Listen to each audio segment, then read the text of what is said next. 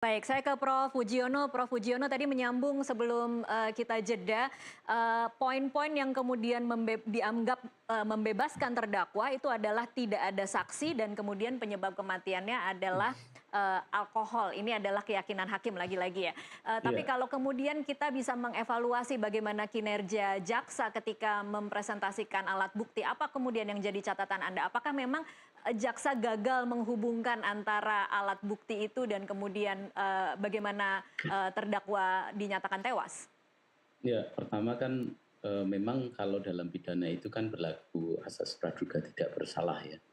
Sehingga dari situ barangkali menjadi awal bahwa, semua dianggap tidak bersalah dan semua dianggap, di mata pengadilan kedudukannya sama, termasuk juga terdakwa. Jadi dianggap belum bersalah sampai pada putusan, yang bersifat ingkrah. Nah, hanya kemudian kan, eee, hakim itu kan sekali lagi bukan AI ya. Hmm. Bukti-bukti yang sudah disajikan jaksa menurut saya sebenarnya sudah firm, rekaman CCTV dan segala macam. Tadi juga sudah disebut Prof. Hipnu bahwa ya, eee, hakim harus adaptable terhadap perkembangan teknologi. Bahkan kan dalam undang-undang ITE, bukti elektronik itu kan sudah dianggap sebagai alat bukti termasuk dalam, termasuk, menjadi alat bukti yang sah di dalam, persidangan, di dalam pengadilan. Nah, ini yang kemudian kan diabaikan. Sehingga keyakinan ketika kemudian alat bukti tidak cukup, ya konsekuensinya apa? Konsekuensinya bebas. Nah, kan begitu. Nah, cuman sekali lagi kan, eee, ini yang kemudian kan tidak sepaham atau tidak titik temunya tidak ketemu antara antara alat-alat bukti yang disajikan jaksa dengan keyakinan hakim tadi. Nah, karena kan ya memang, keyakinannya berbeda sehingga tidak ketemu. Nah, cuman kemudian yang kita lihat juga, Eee, jadi kalau dalam beberapa teori pertanggungjawaban pidana itu kan sebenarnya sudah usang ketika menganggap bahwa semua alat bukti itu kan dianggap sama, sehingga atau semua sebab-sebab ya, semua sebab itu dianggap sama. Constitution qua non itu sudah agak sudah dianggap usang.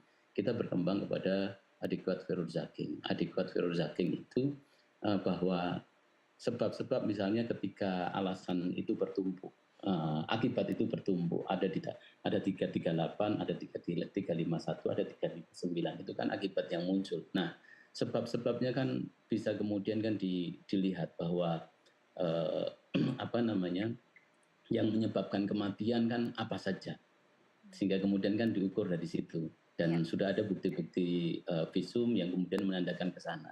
Itu menandakan ke sana bahwa Hmm. bukti-bukti kuat inilah yang kemudian seharusnya menjadi keyakinan hakim. Itu kedua. Yang ketiga adalah tentang tadi saya sebut bahwa hakim itu bukan artificial intelligence, tapi hakim itu adalah, ibaratnya kalau zaman ketika dulu hakim itu kan dianggap perwakilan dari Tuhan. Iya. Ketika dianggap perwakilan dari Tuhan, maka harus memiliki values yang betul. Itu yang membedakan antara hakim dengan artificial intelligence. Bisa jadi artificial intelligence ketika desain awalnya sudah ketemu, nanti luarannya X, tinggalkan dirangkai saja algoritma yang kemudian dibutuhkan seperti apa.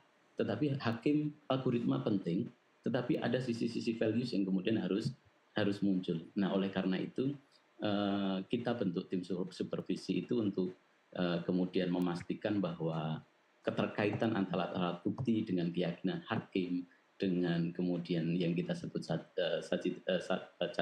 sebut tadi tentang teori kausalitas dalam konteks pertanggungjawaban pidana, Hmm. itu menjadi matching sehingga di tingkat kasasi seperti keyakinan kita dan harapan kita bersama, nanti, terdakwa ini yang sudah diputus bebas nanti akan menjadi, eee eee, ada putusan yang, sesuai harapan kita, Oke. dia jatuhi pidana.